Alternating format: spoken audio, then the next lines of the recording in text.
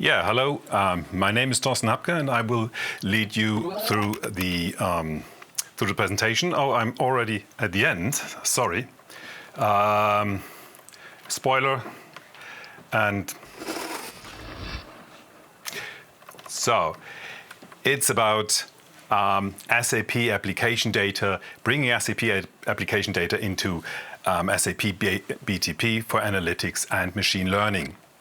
So my name is Thorsten Hapke, and I'm with the cross products team. We check out all the applications, how they fit together, and then and sometimes testing new technologies. Rajesh Rajan has done the demo, so I will show you a short video where you see then the integration I'm talking about. Good. The agenda. So first, I'm setting the scene, telling a bit about the challenges of creating analytics. Then I move on to the core of the whole application and the data flow. And before that, I'm talking a bit about the analytics options. Then I'm going to the core data sphere, and then the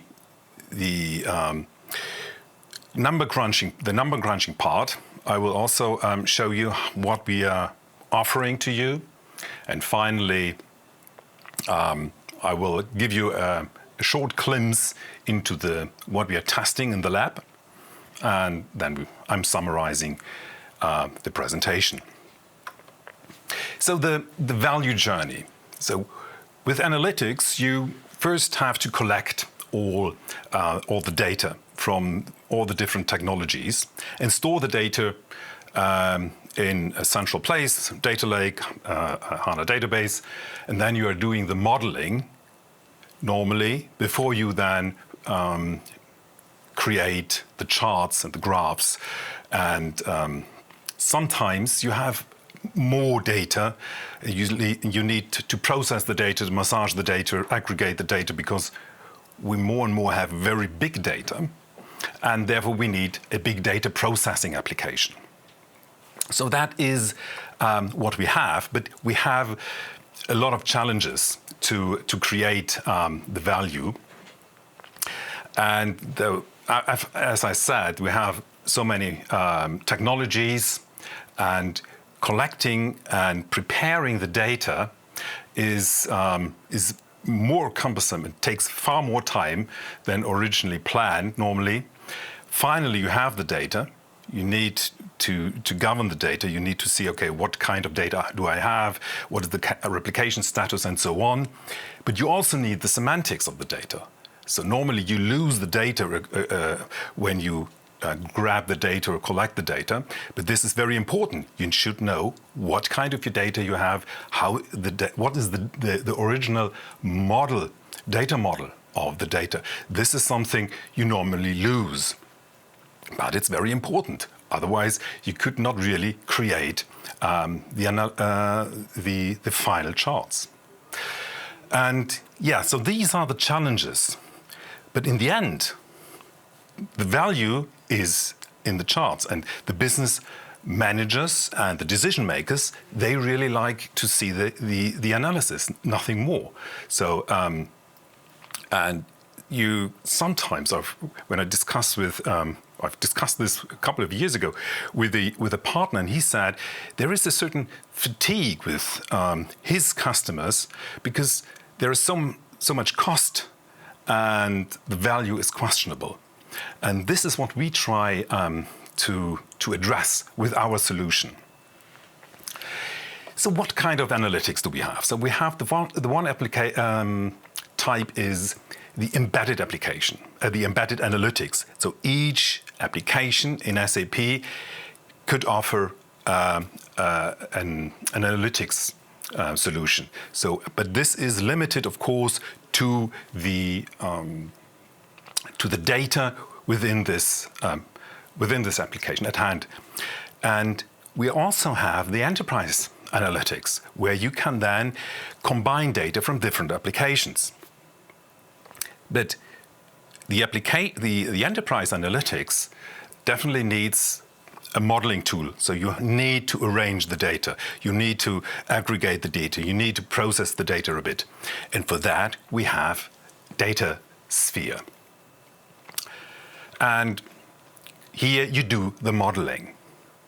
So DataSphere is a merger between the former data warehouse and data intelligence. And now it's a quite complete solution. So we can integrate and connect to different data sources. We can process. So we had this modeling tool, so the processing tool of data intelligence, so a quite sophisticated one. And you can create Python scripts and so on. And you have also now a catalog where you can store all the information about the data, the metadata. That is very important, the One Data Catalog. And finally, you can then create the models that you finally will use with the SAP analytics solution, with the enterprise analytics. So this is the very core of our analytics solution. But as I said, you need sometimes, when you have very big data and you're getting more and more big data, you need sometimes a tool that could do the big data number crunching. And for this, we are partnering with Databricks. So Databricks, we have a partnership, but of course you could use other big data models. But with Databricks, we have connections. So there are two connections. So the one is, with DataSphere, we have the underlying HANA database. And you can access from Databricks directly to the data within the HANA database of DataSphere. We have developed a FATML Databricks solution, and this enables Databricks to read data from the HANA database and do the processing, and afterwards store it back again, or creating a new table and store the data there. So this is using a common data source, the HANA database. The other option is we access directly to the Delta Lake. The Delta Lake is the data storage of Databricks. It's an object store, and the format is Delta Lake format. So it's basically a Parquet format with additional metadata. And this is what you can read as a remote data source from DataSphere, and then use it. And for both of these options, I'm showing you a short video. So the first one is, we have two data sources, the data source from Databricks and the DataSphere data source. And within DataSphere, we then will create a new model, and then we show the result in the analytics cloud. So I think the idea of it is, so we have delivery information, and we have the sales order. The delivery is in the Delta Lake, and the sales order coming from ERP and is stored in DataSphere HANA database. So now the demo starts. So you have here the graph of SAC, and you see the result, what you currently have. So I have created this already, and now you see the model that is behind. So we have the sales document. This is a local table, and we have the remote table with the delivery information. And these both do we combine, and create a new view. So here you see in Databricks now the table, the Delta Lake table. You see the sample data, and this is what we read from DataSphere. And when we now refresh, it's calling a select, and what it's do basically, there is a running cluster. And this running cluster is doing the SQL statement and sends back then the data to DataSphere. And once you have then the data, then the data is updated. I don't think you will see the differences now. But this is the way how to integrate by reading data from Databricks. But, so a bit, you definitely need to run a cluster, a computing cluster. The other option is when you have, as you are a data scientist and you want to do a read from DataSphere data, and then you read the data. Is it starting? Yes. You have this notebook. And you have installed, or you install the Python package FedML that SAP has created. And this enables, and you need also a machine learning package. And this enables you to read the data from DataSphere. It takes a while. And once it's done, you should see the result. I think I might skip a bit. So you read, then you have the database connection, and here you see what you have done in DataSphere to set it up, and what you can do. You can read and you can write. Okay, let's go a bit further. So then you're doing your machine learning. It's a decision tree, XGBoost, and you have the result, and you finally then will write. I think we can skip it. So it is embedded in the PowerPoint. So once you download the PowerPoint, you can have a look in detail what is going on. Okay. So you see, I have done or Rajesh has done all the calculations, and finally saves back into the HANA database of DataSphere. Good. So now there is another option. So we have big data, and big data is normally stored in object stores. And you can access, of course, with Databricks and with DataSphere object stores. But we also have the HANA Data Lake files. The HANA Data Lake files is an abstract layer on top of the hyperscaler. And there you can then access from Databricks to HANA Data Lake directly. And you don't have to care about what hyperscaler you are actually using. And the same is, you can, of course, connect with DataSphere to the HANA Data Lake. And Databricks is going to release their solution with HANA Data Lake's files already deployed. So even if you are using shared clusters of Databricks, then you can use HANA Data Lake. So this is then the way how you can create. Currently, we are working on supporting Delta Lake format with HANA Data Lake files, that DataSphere can directly access this Data Lake format. This will happen in the next releases. So this is then the other option, not doing the FedML or the federation, but using an object store. So now we have a short look into the labs, what we are doing now. So the data models of SAP applications are really complicated. We have to admit it, because they can do so many things. And we have the domain expertise about how this data is modeled. What kind of data do we have?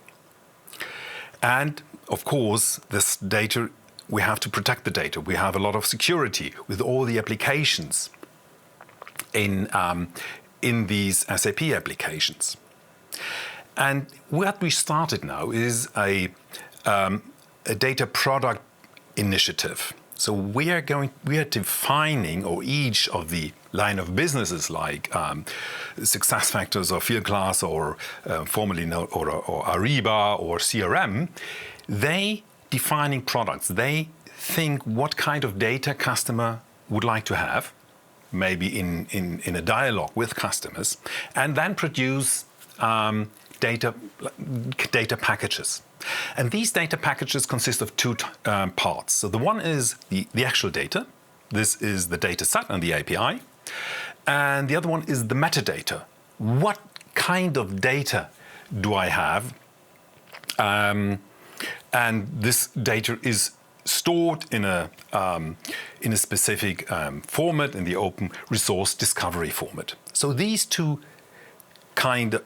parts I have, and then using the UCL, it's not the University College of London, it's the Unified Customer Landscape of SAP.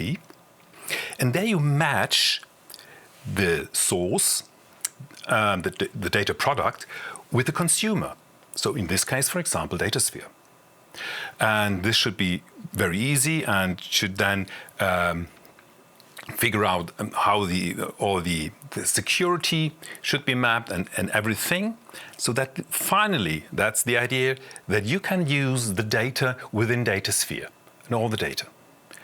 I don't know about the commercials, I don't know if and when it's be available, but yes, very fast, so it's working. It's definitely working. So this is something that's very exciting, what we are going to develop here in this area. So finally, the summary of this, you have seen the whole story that we are at SAP are covering. Collecting the data, modeling the data, doing the big number crunching, and finally they consume the data, so that you as a customer could come very fast to the actual value that you like to have. That's the whole reason why you're doing this exercise. Why are you doing these analytics? Okay, so now we're coming to the end of this, not only of this journey, but also on this presentation. And I'm happy to get now your questions. I think you can now present the questions.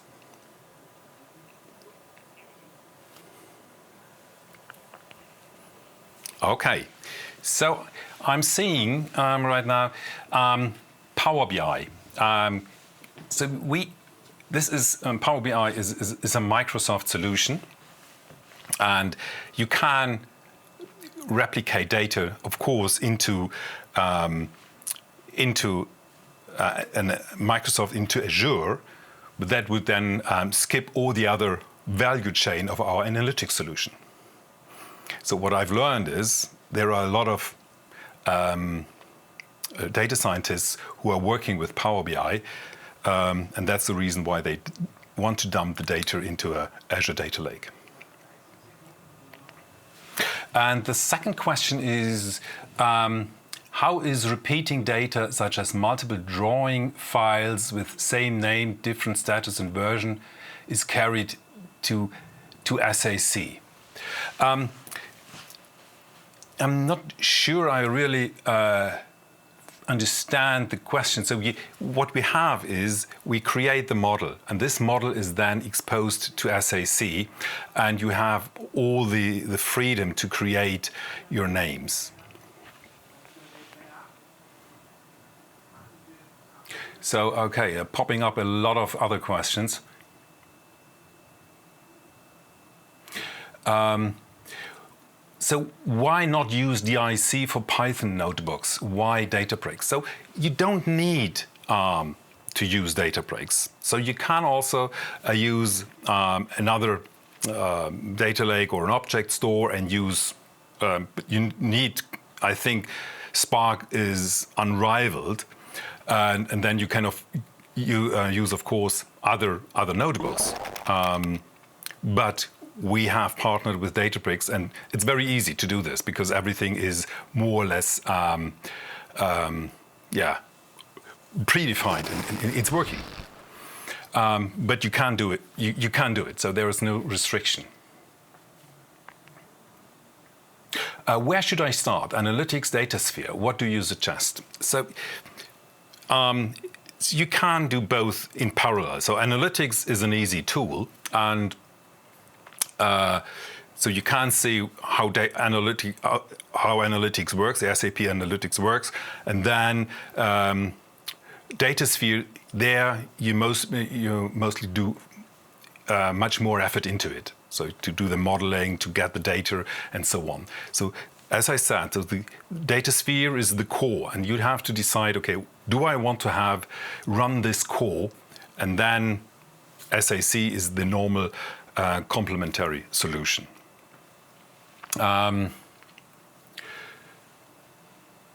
So then.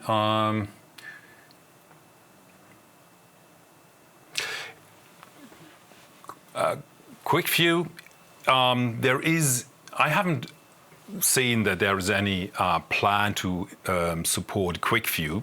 But again, we have the data, and you can connect this QuickView, but I don't know QuickView, and I've never used it, so I cannot tell you about how to connect QuickView.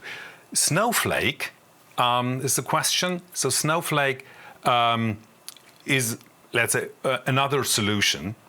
And the difference of our solution to Snowflake is that we create the data with our SAP applications. We know all of the data models that are behind it. We are the experts on the data model and the domain expert. We have the domain expertise. And we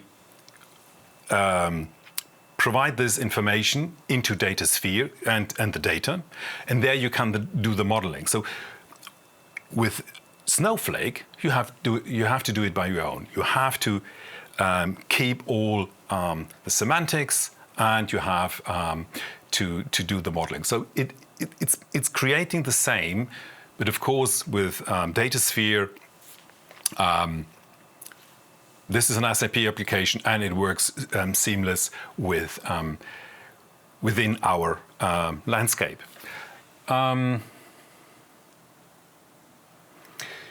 So many questions. So last question. I